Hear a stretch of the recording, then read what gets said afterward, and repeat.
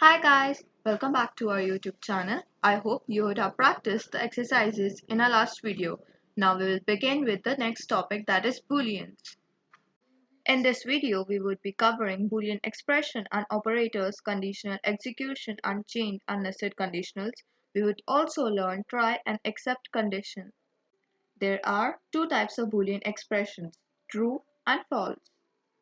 Let's find out about different Boolean operators. Exclamation mark means not equals to. The greater and less than means the same. Is means same as and is not means not same as. Double equals to means same. Hello everyone, I am Daksh. So I will explain you about assignment operator versus double is equals to.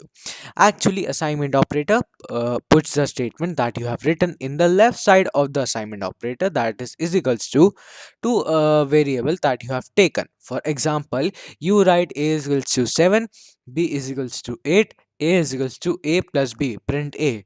What do you think the answer is? Yes, it is 15. So the assignment operator function in this way.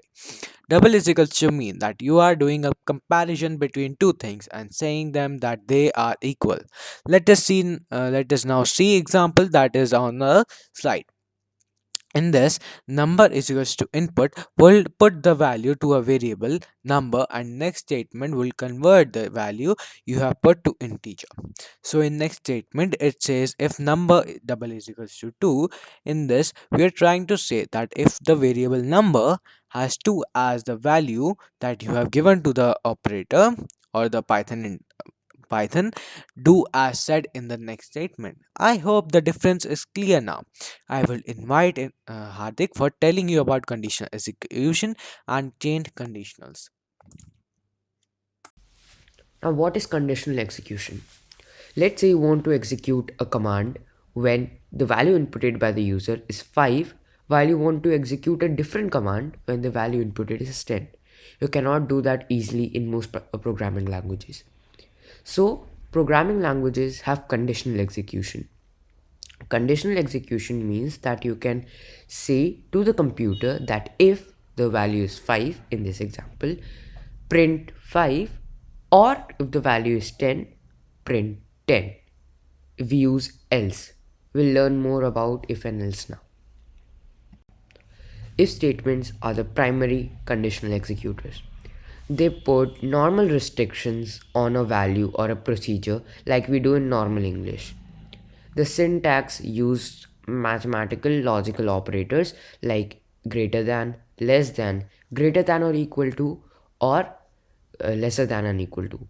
All these signs are known as inequality signs, while the greater than and equal to or lesser than the equal to are known as the weak inequality signs.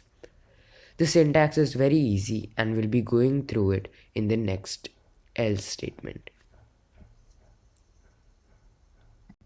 After putting our restrictions on a procedure in the if statement, what do we have to do if we have to do another procedure, another value, or print another command after that value in the first procedure is not specified? If the if statement does not stand, well, we have else statement for that. Else is a broad statement. We use it to specify anything that does not come under the if statement. Let's say you want to find a number that is greater than or equal to 5. You put it in the if statement. Now, if it is greater than or equal to 5, the if statement will stand and it will do what you want it to do inside the if statement.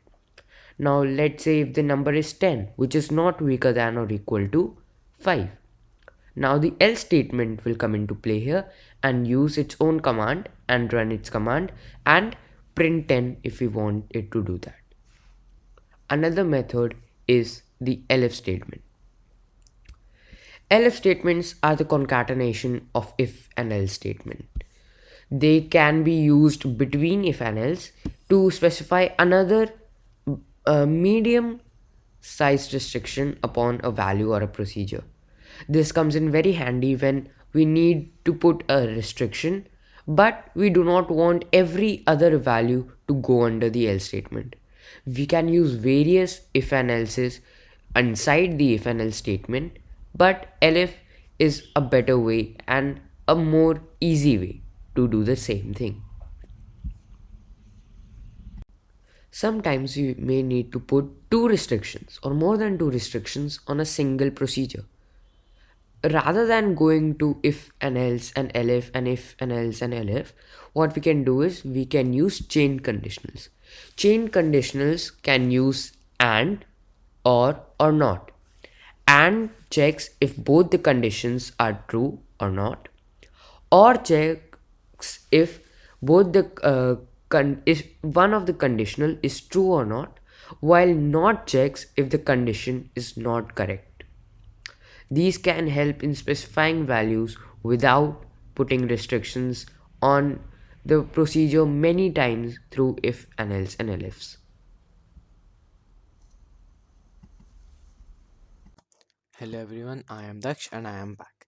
You might be confused to see this slide. Actually, this is nested conditionals.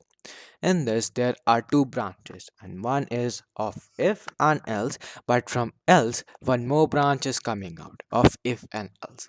They can be conditional statements as well by adding and else, and is, etc. Try to not use nested conditionals whenever you can. So, we are biased towards conditional statements to easy down programs. Do remember, as small as your program is, more fast it works. In above code, if you write an output like Fred, it will blow up. There is a team always who checks your code like this whether it will show traceback in such situations.